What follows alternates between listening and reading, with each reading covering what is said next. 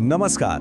आजच्या या विशेष विश्लेषणात आपण एका अशा प्राचीन आणि अत्यंत रंजक दाखल्याचा वेध घेणार आहोत जो ऐकायला तर जुना वाटतो, पण आजच्या आधुनिक काळातील संपत्ती आणि मालमत्ता गोळा करण्याच्या वेड्यावर अगदी अचूक आणि उपहासात्मक बोट ठेवतो. एका अर्थी हा आजच्या समाजव्यवस्थेला दाखवलेला आरसाच आहे. तर चला जास्त वेळ न दवडता थेट मूळ विषयात प्रवेश करूया. तर सुरुवात करूया आपल्या पहिल्या भागापासून, जिथे आपण देवाची एक अगदी वेगळीच म्हणजे रिकव्हरी एजंटची भूमिका पाहणार आहोत.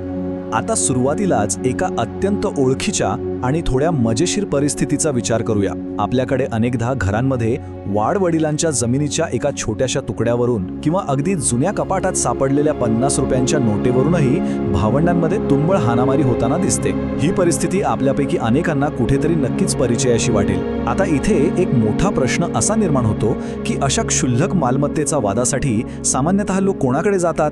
पोलिसांकडे, एखाद्या वकिलाकडून सल्ला घ्यायला, की थेट देवाच्या दरबारात साकडे घालायला?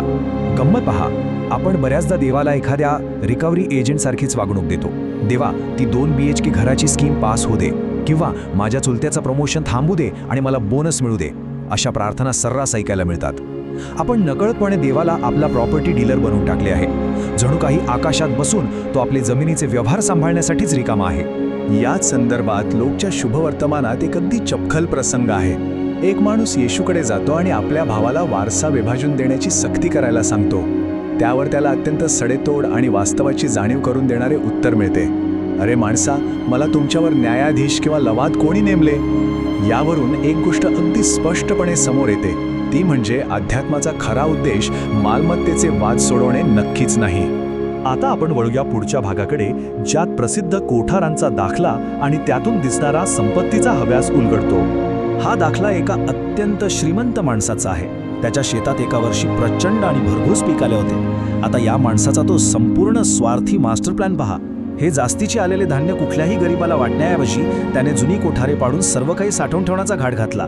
स्वतःच्या जीवाला खा, पी आणि मजा कर असे सांगून केवळ आराम करण्याचा आणि सगळं काही हडपून बसण्याचा त्याचा हा विचार होता. याच अनुषंगाने आपला पुढचा भाग आहे आधुनिक काळातील संपत्ती आणि त्यातून मिळणारे रिकामे आयुष्य.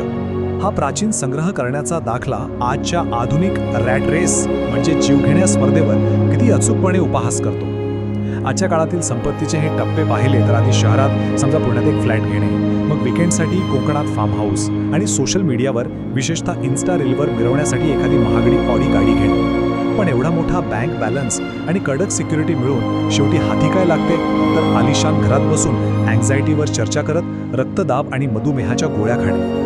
हाच तो आधुनिक यशाचा पोकळ फुगा. चला आता याच साठवणूक करण्याच्या मानसिकतेची प्रत्यक्ष घरातच चाचणी करण्यासाठी एका अत्यंत रंजक आणि दृश्यात्मक अशा सेल्फ ऑडिटकडे वळूया. या आकड्यावर जरा लक्ष केंद्रित करूया. घरातील कपाटात असे कितीतरी कपडे किंवा वस्तू असतील ज्यांना बरोबर गेल्या 2 वर्षात साधा हातही लागलेला नाही. विचार करून पहा, हे आपल्या प्रत्येकासाठी नक्कीच आव्हानात्मक आहे.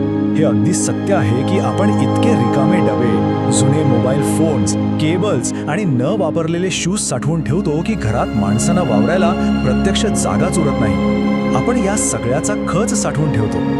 ही कुठलीही गरज नाहीये, तर केवळ आपला अहंकार आणि गोष्टी उगाच साठवून ठेवण्याची सवय आहे. आणि हे अगदी मजेशीर पण 100% सत्य आहे. कधीतरी वजन कमी होईल आणि तो जुना शर्ट किंवा ड्रेस पुन्हा अंगात बसेल या एका खोट्या आशेवर आपण कपडे वर्षानुवर्षे जपून ठेवतो. पण सरतेशेवटी काय होतं?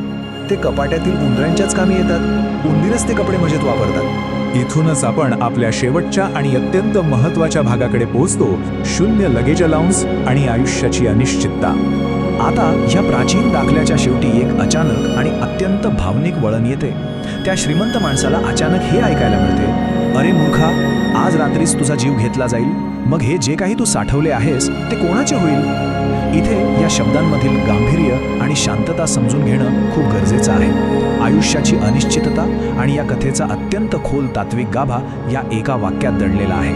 माणसाचं अस्तित्व खरंच किती क्षणभंगूर आहे हे यातून अतिशय प्रभावीपणे समोर येते. आता हा विरोधाभास पहा. आपण डिजिटल कॅलेंडरवर पुढच्या 5 वर्षांचे अत्यंत बारकाईनं नियोजन करतो. मीटिंग, सुट्ट्या, गुंतवणुकी सगळं काही ठरलेलं असतं. पण वास्तवात पुढच्या 5 मिनिटात आपला श्वास चालत राहील की नाही याची कोणतीही शाश्वती या जगात नाही. हे किती हास्यास्पद आणि विचार करायला लावणारे आहे ना. यातून हेच निष्पन्न होते की ते साठवलेले धान्य आणि ती सर्व भौतिक संपत्ती पूर्णपणे निरुपयोगी ठरते जर तिचा आनंद घेण्यापूर्वीच आयुष्याचा अचानक शेवट झाला. साठवलेलं वैभव पचवण्यासाठी आयुष्य तर शिल्लक राहायला हवे ना. खा, पी आणि मजा कर हे तेव्हाच शक्य आहे जेव्हा शरीरात ताकद उरलेली असेल. तर मग यावर अंतिम उपाय काय? भविष्यासाठी नियोजन करणे नक्कीच चुकीचे नाही, पण खरी संपत्ती तेव्हाच मिळते जेव्हा माणसाचे हात इतरांना देण्यासाठी उघडे असतात. फक्त म्युच्युअल फंड्समध्ये नाही, तर माणुसकीत केलेली गुंतवणूकच माणसाला खऱ्या अर्थाने परिपूर्ण बनवते. हाच आजच्या विश्लेषणाचा सर्वात महत्त्वाचा सार आहे. देव किंवा नियती माणसाच्या गोळा केलेल्या मालमत्तेचा आकार पाहत नाही, तर माणसाची दानशूरता आणि त्याच्यातील माणुसकी पाहते. त्यामुळे कोठारांचा आकार वाढवण्यापेक्षा काळजाचा कोपरा मोठा करणं अधिक गरजेचं आहे. आणि याच विचार करायला लावणाऱ्या एका अत्यंत प्रभावशाली वचनासह आपण आजचे हे विश्लेषण इथेच थांबूया. वर जाताना लगेच अलाउन्स पूर्णपणे 0 असतो. यावरून नक्कीच एक गंभीर प्रश्न निर्माण होतो की आपण सर्वजण आपल्या त्या अंतिम प्रवासासाठी नक्की काय पॅक करत आहोत. यावर नक्की विचार करा.